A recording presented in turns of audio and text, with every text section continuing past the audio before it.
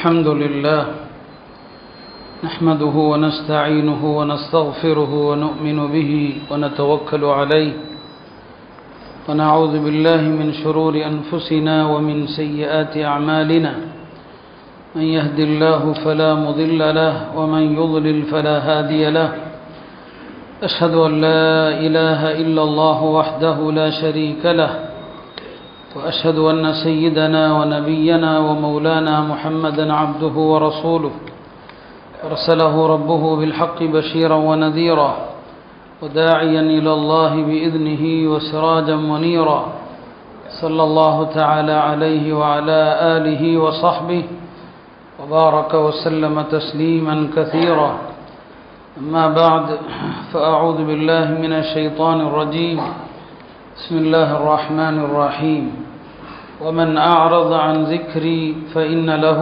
معيشة ضنكا ونحشره يوم القيامة أعمى قال رب لم حشرتني أعمى وقد كنت بصيرا قال كذلك أتتك آياتنا فنسيتها وكذلك اليوم تنسى وقال جل ذكره قد أفلح من زكاها وقال تعالى ألا بذكر الله تطمئن القلوب. கணியத்திற்குரிய அல்லாஹ்வின் நல்லடியார்களே, உலகமே ஒரு பதற்றமான ஒரு சூழ்நிலையில் இருக்கிறது.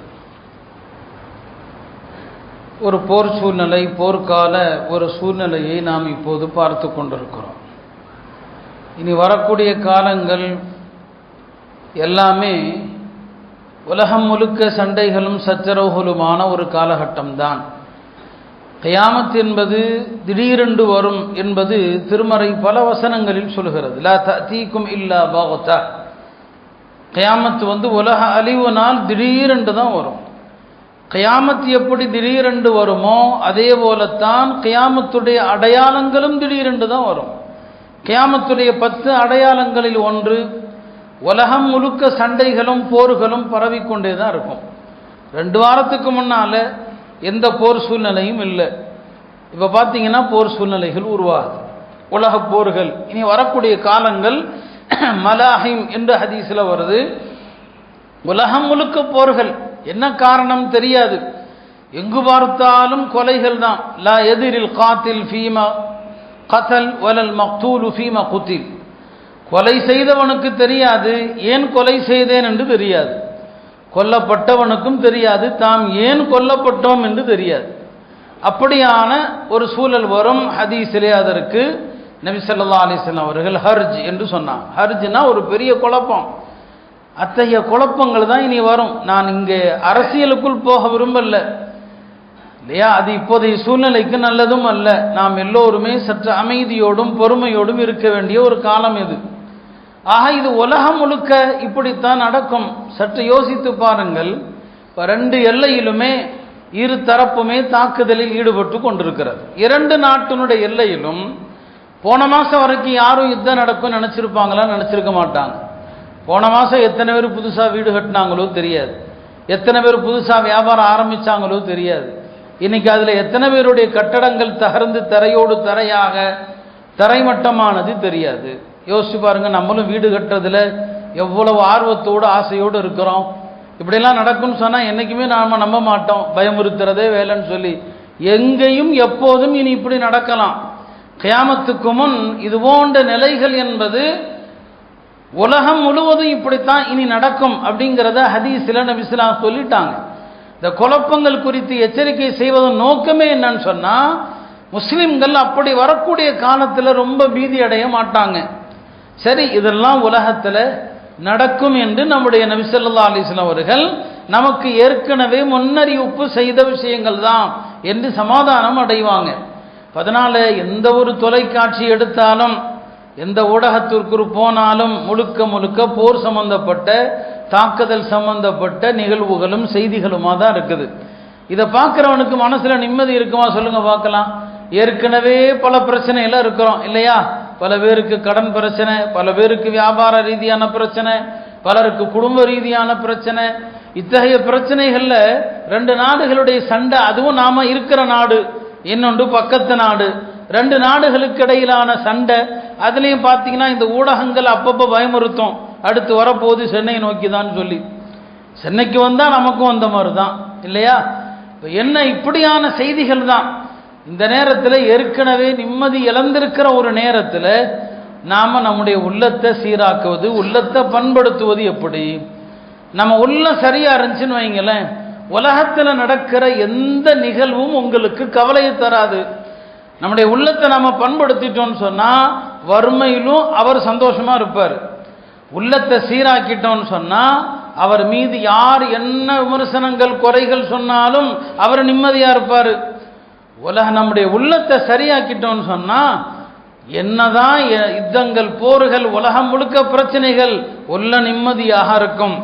இது எல்லாவற்றையும் அல்லாஹ் ஒரு வரியில சொல்லுவான், கத் அஃப்லஹ மன் ஸக்காஹா, யார் உள்ளத்தை சீராக்கினானோ அவன் வெற்றி பெற்று விட்டான்னு சொன்னான். உள்ள சீராயிடுச்சு, வெற்றி பெற்று விட்டதாக அர்த்தம். உள்ள சீராகல்ல, இன்னைக்கு நமக்கு பிரச்சனைகள் வந்தா வியாபாரத்தில் தோல்வி இல்லையா, உடல்ல ஏதாவது சுகவீனம், நாம் உடனே பழி அடுத்தவன் இது போட்டுருவோம். எவனோ எனக்கு செய்வினை வச்சுட்டான், எவனோ எனக்கு கண் போட்டுட்டான், யாரோ எனக்கு என்னமோ பண்ணிட்டான். நம்ம பிரச்சனைகளுக்கெல்லாம் பழியை தூக்கி அடுத்தவன் மேலே போட்டுறது. ஆனால் அல்லாஹ் சொல்கிறான், இந்த நெருக்கடி ஏன் வந்துச்சு வியாபாரத்தில், உடல் ரீதியான சுகவீனம் ஏன் வந்துச்சு? ஒமன் ஆரதா அன் திக்ரி, யார் என்னுடைய நினைவை மறந்து புறக்கணித்தானோ ஃபைன்ன லஹு மஈஷத்தன் லன்கா, அவருக்கு உலகத்தில் நெருக்கடியான வாழ்க்கை தான். இந்த நெருக்கடிக்கு காரணம் நீங்க அல்லாஹ்வை மறந்தது, நீங்க உள்ளத்தை பண்படுத்தாமல் இருந்தது என்று குர்ஆன் சொல்லுது. ஆனால் நாம லேசா கடந்துருவோம், எவனோ எனக்கு ஏதோ பண்ணிட்டான், சும்மா ஒண்ணுமே கிடையாது. செய்வினை இருக்குதா, அது இருக்குதுங்கிறதுலாம் வேற விஷயம். அவ்வளோ சீக்கிரம் யாரும் யாருக்கும் செய்வினையெல்லாம் செஞ்சிட முடியாது. அதை முதல்ல புரிஞ்சுக்குங்க. உங்க பலவீனத்துக்கான காரணங்களை உங்களிடமிருந்து தேடுங்கள். உங்க பலவீனத்துக்கான காரணத்தை, நான் ஏதோ பாவம் செஞ்சிருக்கிறேன், நான் ஏதோ தவறு செஞ்சிருக்கிறேன், என்னுடைய தொழுகை சரியில்லை, என்னுடைய ஜக்காத்து சரியில்லை, பலவீனத்துக்கான காரணங்களை உங்களிடமிருந்து தேடினால் வெற்றி பெறுவீங்க. பலவீனத்துக்குமான காரணத்தை அடுத்தவன் தலை மீது தூக்கி போட்டீங்க, உங்க பாக்கெட்டில் உள்ள காசு பூரா காலியாக போயிடும். ஏன்னா செய்வினே நம்பினீங்கன்னா யார்ட்டையாவது போவீங்க, அவன் உங்க பலவீனத்தை பயன்படுத்தி உங்கள்கிட்ட இருந்து லட்சங்களை கறந்துருவான், தீர்வு கிடைக்காது, காசு பூரா காலியாக போயிருக்கும். இதுதான். அதனால அதெல்லாம் செய்வினை அப்படிங்கிறதெல்லாம் ரொம்ப ரொம்ப தூரமான விஷயம். அது இப்போ குர்ஆன் சொல்லுகிறது நிம்மதியின்மைக்கான காரணம் என்ன? இறை தியானத்தை புறக்கணிப்பது தான், இறை சட்டங்களை புறக்கணிப்பது தான், அல்லாஹ்வுடைய மார்க்கத்தை நிராகரிப்பது தான். இந்த நிராகரிப்பு முஸ்லிம்களாகிய உங்களிடம் வந்தால் உங்களுக்கு நெருக்கடி தான். இந்த நிராகரிப்பு முஸ்லீம் அல்லாதவர்கள்ட்ட இருக்குது அப்படின்னா அவர்களுக்கு இந்த உலகத்தில் தண்டனை கிடையாது. அவன் அல்லாவை ஏற்க மறுக்கிறான், இந்த உலகம் அவனுக்கு சொர்க்கமாக தான் இருக்கும். அவன் அல்லாவை மறுக்கிறான், எல்லாமே அவனுக்கு கிடைக்க தான் செய்யும். இந்த எச்சரிக்கை எனக்கும் உங்களுக்கு தான் அல்லாஹ் சொல்றான். அல்லாவை ஏற்றுக்கொண்ட பிறகு நீங்கள் நிராகரித்தால் உங்களுக்கு நெருக்கடியான வாழ்க்கை தான். இது நமக்கு தான் அல்லாஹ் என்ன செய்கிறான், எச்சரிக்கிறான். இன்னொரு ஆயத்தில் அல்லாஹ் சொல்வான், பெருமானாருடைய வழியை விட்டும் அவர்கள் ஏவியதை விட்டும் நீங்கள் நிராகரித்தால் அன் துசீபஹும் ஃபித்னா, உங்களுக்கு குழப்பம் வரும், அவ் யுசீபஹும் அதாபுன் அலீம், பெரிய தண்டனை வரும் என்று அல்லாஹ் எச்சரிக்கிறான். எனவே அருமையானவர்களே, உலகத்தில் நடக்கிறதை எல்லாம் பார்த்துக்கிட்டே இருந்தோம்னு சொன்னால் நாம் இருக்கிற கொஞ்ச நஞ்ச நிம்மதியும் போயிடும். எனவே நாம் இப்போது நம்மை அதிகமாக இந்த யுத்தங்களோ அது பற்றிய செய்திகளோ, யார் யாரை தாக்குனாங்க, எங்கே என்ன விழுந்துச்சு, இதையெல்லாம் பார்க்கறத விட நம்முடைய உள்ளத்தை பரிசுத்தப்படுத்த வேண்டிய, உள்ளத்தை சீராக்க வேண்டிய காரியத்தில் தான் நாம் ஈடுபடணும். பாருங்க, நம்ம பலமுறை சொல்லியிருக்கிறோம், மனிதன் என்பவன் ஆன்மா உடல் இந்த ரெண்டுனுடைய சேர்க்கை தான். ஆன்மா வானத்திலிருந்து வந்துச்சு, அது வானத்துக்கே போக போகுது. உடல் மண்ணிலிருந்து வந்துச்சு, அது மண்ணுக்கே போக போகுது. நாம் மண்ணுக்கு போகிற இந்த உடல் குறித்து தான் எல்லா அக்கறையும் செலுத்துகிறோமே தவிர மேலே ஏற வேண்டிய ரூஹை பற்றி நாம் கவனம் செலுத்துகிறோமா? இல்லை. அழிய போகிற உடல், இந்த உடலுக்கான சுகம் சுகம் சுகம் அதான் நம்முடைய வாழ்க்கையாக இருக்குது. உள்ள நிம்மதி இழந்து கிடக்குது. எல்லாம் இருக்குது, பங்களா இருக்குது, கார் இருக்குது, ஏசி இருக்குது, எல்லாம் இருந்தால் நிம்மதி இருக்கணும், ஆனால் நிம்மதி இல்லை. ஏன்னா இந்த உடலுக்கான தேவைகள் மட்டும்தான் இன்று நம்முடைய வாழ்க்கை. உடலுக்கான அந்த தேவைகளை பூர்த்தி செய்கிறதுல மட்டும்தான் நம்முடைய வாழ்க்கை.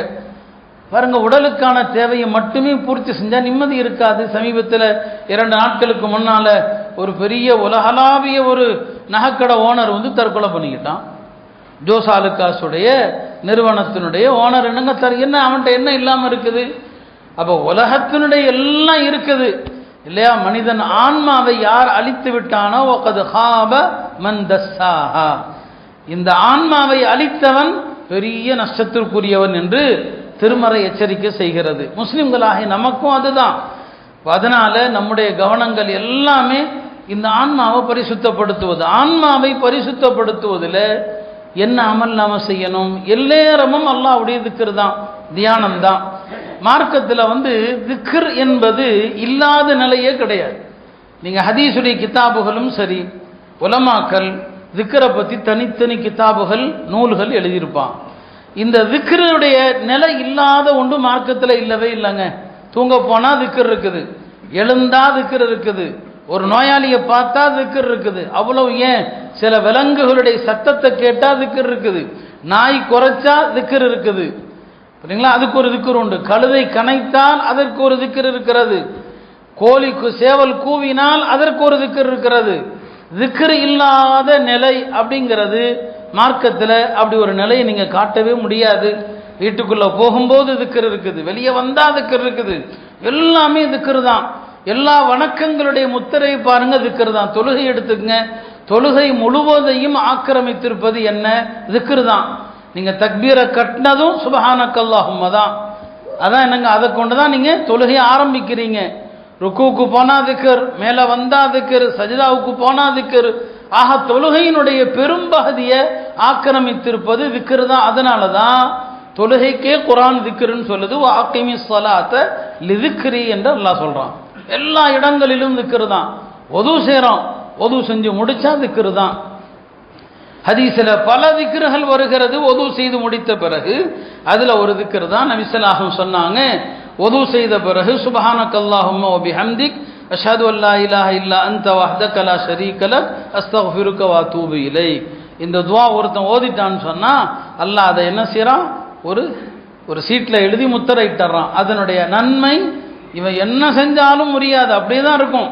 அதனுடைய நன்மையை கியாமத்தில் அவன் பார்க்குற வரைக்கும் அதை அழிக்க எதுவும் அதை அழித்து விடாதுன்னு சொன்னான். எல்லா நிலைகளிலும் திக்ர் தான். நாம் வித்ரு தொழுகிறோம் இல்லையா?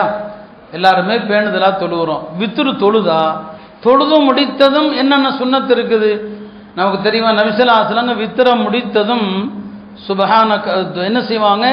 தஸ்பீஹ் தான் செய்வாங்க. சுப்ஹானல் மலிக்கில் குத்தூஸ், சுப்ஹானல் மலிக்கில் குத்தூஸ், சுப்ஹானல் மலிக்கில் குத்தூஸ் 3 தடவை சொல்லுவாங்க.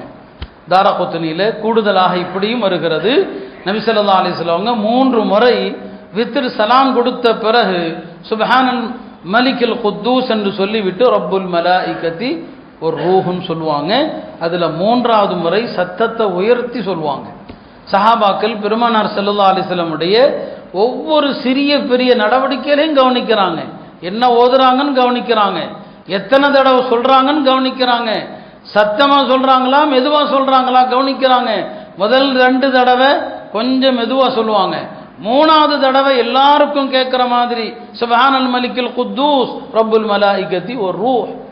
அப்போ தொழுது முடித்தா திக்ரு தான். எல்லா நிலைகளிலும் இந்த மார்க்கம் திக்ரை தான் ஊக்குவிக்கிறது. என்ன? அலா பிதிக்ரில்லாஹி தத்மஇன்னுல் குலூப்.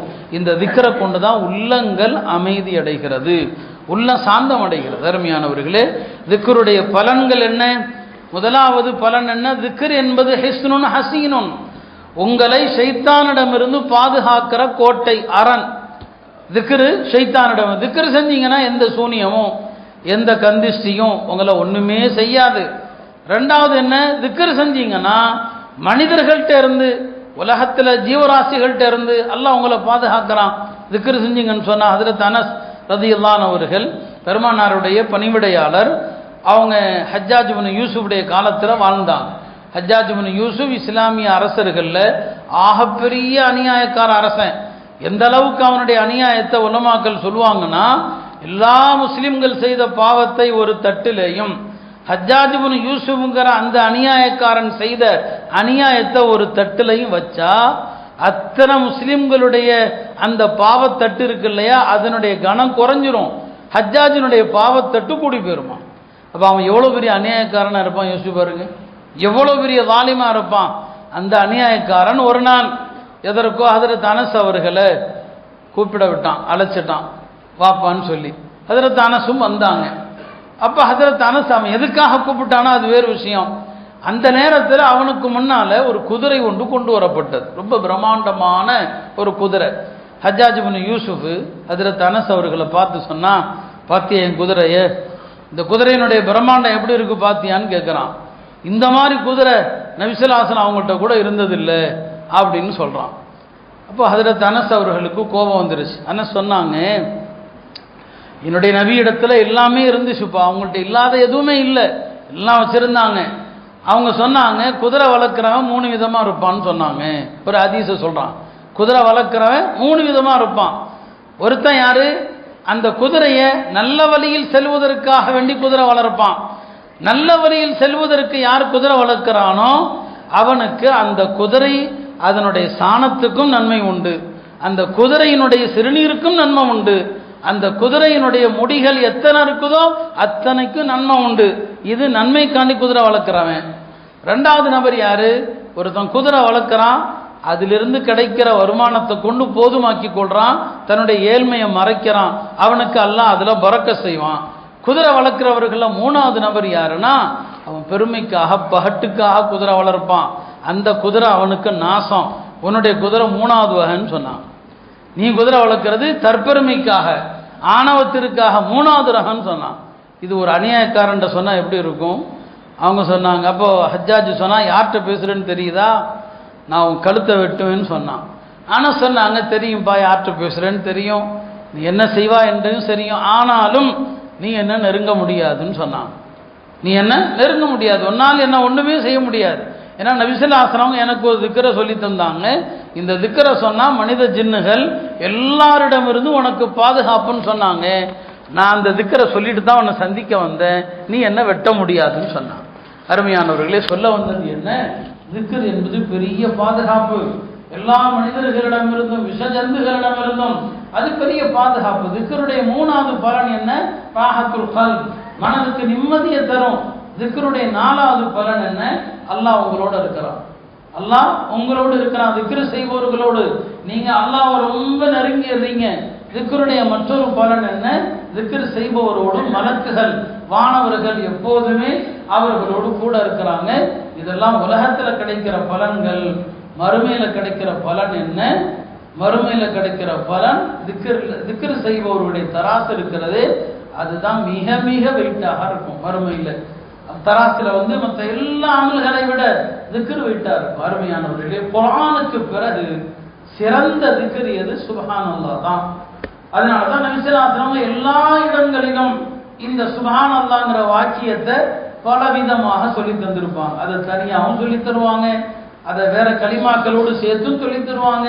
திக்ருக்கு குர்ஆனுக்கு பிறகு சிறந்த திக்ர் எது, சுப்ஹானல்லாஹ் தான். இதை சொல்வதில் கடினம் இருக்குதா, சொல்லி சொல்லி பாருங்க. சுப்ஹானல்லாஹ்வை கொண்டு ரிஸ்க்ல பரக்கத்து இருக்கு, ஆயுள்ல பரக்கத்து இருக்கு, எல்லாவற்றிலும் பரக்கத்து இருக்கு. ஒரு அராபி, ஒரு கிராமப்புற அரபி ஒரு முறை நபி ஸல்லல்லாஹு அலைஹி வஸல்லம் அவங்களை சந்திக்க வந்து, யா ரசூலல்லாஹ் எனக்கு சில கலிமாத்துகளை சொல்லிக் கொடுங்க, சில வாக்கியங்களை சொல்லிக் கொடுங்க, சுருக்கமா சொல்லிக் கொடுங்க, நிறைய சொல்லி தந்தா என்னால முடியாது. நபி ஸல்லல்லாஹு அலைஹி வஸல்லம் அவங்க யார் என்ன கேட்கிறாங்களோ அதற்கேற்றார் போல் கற்றுக் கொடுப்பாங்க. அதான் அவங்களுடைய பழக்கம். அவரே சொல்றாரு, எனக்கு ரொம்பலாம் சொல்லித் தராதீங்க ரசூலுல்லாஹ், எனக்கு சுருக்கமா சொல்லுங்க அப்படிங்கிறார். நபி ஸல்லல்லாஹு அலைஹி வஸல்லம் அவங்க நம்ம எல்லாருக்கும் தெரிஞ்சதுதான், தெரிந்த வார்த்தையை தான் சொல்லிக் கொடுக்குறாங்க. இந்த திக்ர சொல்லுப்பா, லா இலாஹ இல்லல்லாஹ், அதாவது சுப்ஹானல்லாஹ் வல்ஹம்துலில்லாஹ் வலா இலாஹ இல்லல்லாஹ் வல்லாஹு அக்பர், இதை சொல்லுப்பாங்கிறார். இப்போ அந்த ஆராபி கிராமவாசி கேட்கிறாரு, இது அல்லாஹ்வுக்குரியது, அல்லாஹ் புகழ சொல்றீங்க நீங்க, சுப்ஹானல்லாஹ் வல்ஹம்துலில்லாஹ் வலா இலாஹ இல்லல்லாஹ் வல்லாஹு அக்பர், ஹாதா லில்லாஹ், இது அல்லாஹ்வுக்குரியது. ஃபமாலி, எனக்கு என்ன கிடைக்குது நான் சொன்னா அதை சொல்லுங்க, எனக்கு என்ன பிரயோஜனம் அப்படின்னு கேட்கிறாரு. நவீன கிராமவாசிகள் அப்படிதான் பேசுவாங்க. பெருமானாருடைய தோழமையில் இருந்த அந்த சஹாபாக்கள் அப்படி பேச மாட்டாங்க. இந்த கிராமத்திலிருந்து வரக்கூடியவங்க கொஞ்சம் உரிமை எடுத்துக்குவாங்க. இது அல்லாஹ் புகழ்றது. சரி, அல்லாஹ் புகழ்றேன், எனக்கு என்ன கிடைக்கும்?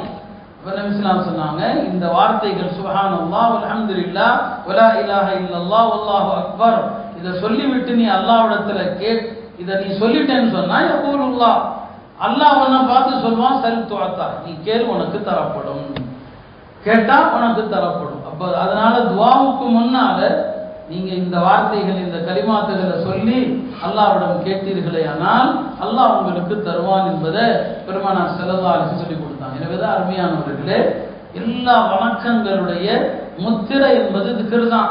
எந்த அளவுக்கு திக்ர் இருக்கிறதோ அந்த அளவுக்கு உங்களுடைய வணக்கத்திற்கு மெருகூட்டப்படும். அதனால ஹதீஸ்ல வருது, அல்லாஹ் யாருடைய துஆக்களை நிராகரிக்க மாட்டான் என்ற ஹதீஸ்ல பல பேரை பத்தி சொல்லுவாங்க. அதுல ஒருத்தர் யாரு? அல்லாஹ்வை அதிகமாக திக்ர் செய்பவர்.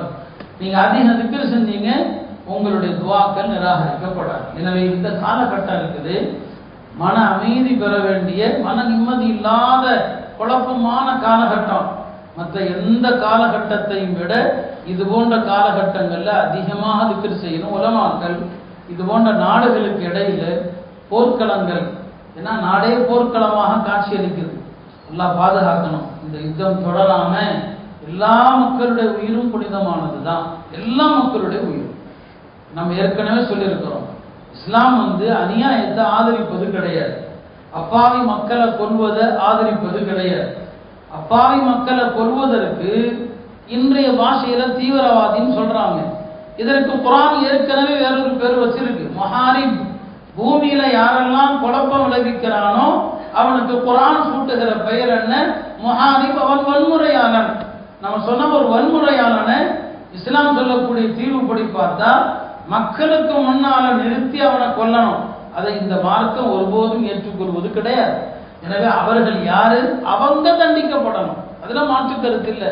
ஆக எப்படியோ சில பல காரணங்களால இந்த போர்கள் நீடிச்சதுன்னு சொன்னா ரெண்டு பக்கமும் ஓட போவது ரத்த ஆறுதான்.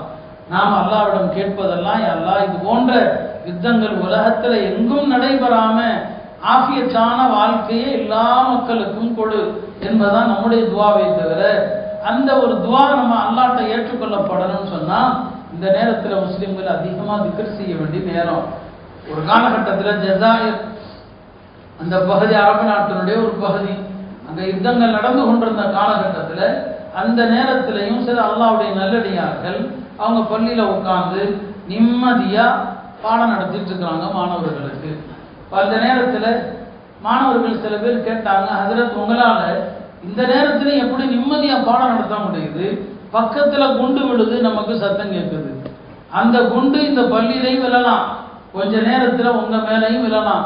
ஆனா நீங்க அதை பத்தி எல்லாம் பொருட்படுத்தாம எவ்வளவு நிம்மதியா பாடம் நடத்துறீங்களே எப்படின்னு கேட்டாங்க. அதற்கு அவங்க சொன்னாங்க, அப்பா என்ன வேணாலும் நடக்கட்டும், நான் ஒரே திக்ர்ல தான் இருக்கிறேன். ஹஸ்புனல்லாஹு வ நிஅமல் வக்கீல் லா யுஸீபனா இல்லா மா கதபல்லாஹு லனா. இந்த ரெண்டு தான்பா நான் திரும்ப திரும்ப சொல்றது. அல்லாஹ் எமக்கு போதுமானவன், அவன் சிறந்த பொறுப்பாளன். லா யுஸீபனா இல்லா மா கதபல்லாஹு லனா. அல்லாஹ் எதை நமக்கு விதித்தானோ அதை தவிர எதுவும் நடக்க போவதில்லை. இதைத்தான் நான் ஓதிட்டு இருக்கிறேன். இதை ஓதுனீங்கன்னா இந்த குண்டு சத்தம் எல்லாம் உங்களுடைய நிம்மதியை குலைக்காது, உங்களுடைய உறக்கத்தை கெடுக்காது. இதை நீங்களும் சொல்லி பாருங்க. எந்த அளவுக்கு நாம சொல்றோமோ இன்ஷா அல்லாஹ் இந்த போர் சீக்கிரம் முடிவுக்கு வந்துடும் சொன்னாங்க. எல்லா மக்களையும் சொல்ல சொன்னாங்க. போர் முடிவுக்கு வந்துருச்சு. இதற்கு முன்னாலேயும் இந்தியா பல போர்களை சந்திச்சிருக்கு, அண்டை நாடுகளுடன் போர்களை சந்திச்சிருக்கு. அந்த நேரத்தில் நம்முடைய தேவனுடைய உலமாக்கள், சஹாபுடைய பெரியார்கள் எல்லாம் அந்த நேரத்தில் இந்த போர் முடிவுக்கு வரணும், அதிகமான உயிரிழப்புகள் தவிர்க்கப்படணும் என்பதற்காக குர்ஆனுக்கு அடுத்த சிறந்த நூலாக கருதப்படுகிற இமாம் புகாரி அவர்களுடைய சஹீஹுல் புகாரி, இது மாதிரி காலங்களில் தேவந்தில் சஹாரன்பூர்ல புகாரி ஷெரீஃபை ஹத்தம் செய்வாங்க. குர்ஆன் ஓதி நிறைவு செய்வது மாதிரி, குர்ஆனை ஓதி முடிக்கிற மாதிரி புகாரி ஷெரீஃபை ஆரம்பத்திலிருந்து கடைசி வரைக்கும் அதுல ஒரு 7000 சொச்ச ஹதீதுகள் இருக்கு. அந்த ஹதீதுகளை எல்லாம் என்ன செய்வாங்க? படிப்பாங்க. அதான் ஒரே ஆள் படிக்க முடியாது, பல 100 மாணவர்கள் இருப்பாங்க. எல்லாருக்கும் புகாரியை பிரிச்சு கொடுத்தோம். குர்ஆன் 30 ஜுதுவா இருக்கிற மாதிரி நாம எப்படி ஈசால் சவாபுக்காக குர்ஆன் 30 ஜுதுவா வச்சிருக்கிறோமோ அந்த மாதிரி சஹீஹ் புகாரிய ஜுதுகளாக ஆக்கி அதை எல்லாருக்கும் கொடுப்பாங்க. மொத்தமாக ஓதி முடித்த பிறகு துவா செய்வாங்க. அந்த அனுபவ ரீதியாக புகாரி ஓதி நிறைவு செய்து துவா செஞ்சால் துவா கபூல் ஆயிடும். ஹஜ்ரத் இமாமுல்லா அலி காரி ரஹ்மத்துல்லாஹி அலைஹி அவங்க ஹதீஸினுடைய பெரிய விரிவுரையாளர். அவங்க சொல்றாங்க, புகாரி கிதாப் இருக்கிறது, அதற்கு உலமாக்கள் வைத்திருக்கிற பெயரை என்னன்னு சொன்னா அது திரியாக்குல் முஜர்ரப். அது திரியாக்குல் முஜர்ரப்னு சொன்னா, திரியாக்குனா அரபியில விஷமுறிவுன்னு அர்த்தம். திரியாக்குல் முஜர்ரப்னு சொன்னா புகாரி ஷரீஃபை வாசித்து முடிப்பது என்பது அனுபவ ரீதியாக அது ஒரு விஷமுறிவு மருந்து. எல்லா பிரச்சனைகளுக்கும் அதுல தீர்வு இருக்குன்னு சொல்லுவாங்க. அப்ப அந்த நேரத்தில் சஹீஹ் புகாரி வாசித்து உலமாக்கள் துவா செய்வாங்க. இப்படியெல்லாம் எந்த நாட்டில் எத்தகைய போர்கள் கலவரங்கள் வந்தாலும் உலமாக்கள் இந்த அமல்களை கொண்டு திக்கரை கொண்டு தான் அல்லாஹ்விடத்தில் உதவி தேடுவாங்க. இப்போ நமக்கும் ஒரு இக்கட்டான காலகட்டம் தான். ஏன்னா பக்கத்து நாடு ஒரு இஸ்லாமிய நாடாகிவிட்டது. இந்த நேரத்தில் நம்மளை ரொம்ப கவனிக்கப்படக்கூடிய ஒரு சூழ்நிலை. நாம நம்முடைய அண்டை நாடு என்பதற்காக கண்மூடித்தனமாக ஆதரவெல்லாம் நாம ஒன்றும் கொடுக்கல. ஆனாலும் நம் மீது ஒரு சந்தேக பார்வை இருக்குது. எனவே இந்த நேரத்தில் முஸ்லிம்கள், குறிப்பாக வாலிபர்கள் கவனமாக இருக்கணும். எந்த ஒரு தகவலையும் நீங்க பரப்பாம பேசாம வாயை மூடி இருந்தா நிம்மதி. பெருமானார் சொன்னது போல மன்சமக நஜா, யார் பேசாமல் இருக்கானோ தப்பித்தான், பேசாம இருந்தா பொழைச்சான். இன்னைக்கு பேசாம இருக்கிறது, நம்ம கையை சும்மா வச்சுக்கிட்டு இருந்தா போதும். நாவை பேணுறது இல்லை, கையை தான் இப்போ பேணணும். ஏன்னா இப்போ நாவை விட கைக்கு தான் வேலை அதிகம். இப்போ எவனும் பேசுறதே இல்லை, யாரும் பேசுறது கிடையாது. 10 பேர் கூடி இருந்தா எல்லாரும் கையை தான் இப்படி தான் பண்ணிட்டு இருக்கானே தவிர, ஒரு காலத்துல பேசாதீங்கப்பான்னு சொன்னோம், இப்போ கையை வச்சுட்டு சும்மா இருங்கப்பான்னு சொல்றோம். கையை வச்சுட்டு சும்மா இருங்க. அதனாலதான் ஹதீஸ்ல நாவையும் கையையும் பேணுபவன் வருது. அதுக்கு ஒரு காலத்துல அர்த்தம் புரியாமல் இருந்திருக்கலாம், இப்போ புரியுது. இப்போ எல்லாம் என்னங்க, கை தான் இப்போ பேசுறதே இல்லை. பக்கத்துல இருந்தா கூட மெசேஜ் தான், வாயில சொல்றது இல்லை. பேசுற பொண்டாட்டி புருஷனுக்கு, புருஷன் பொண்டாட்டிக்கு மெசேஜ் தான். புரியுதா? மகனும் தந்தையும் பக்கத்துல மெசேஜ் தான். பார்த்துக்க, வாயை திறந்து பேசுறதுக்கு இப்போ ரொம்ப எல்லாருக்கும் வலிக்குது. அதனால கையில தான் வேலை. கொஞ்சம் கவனமாக எச்சரிக்கையாக இருங்க.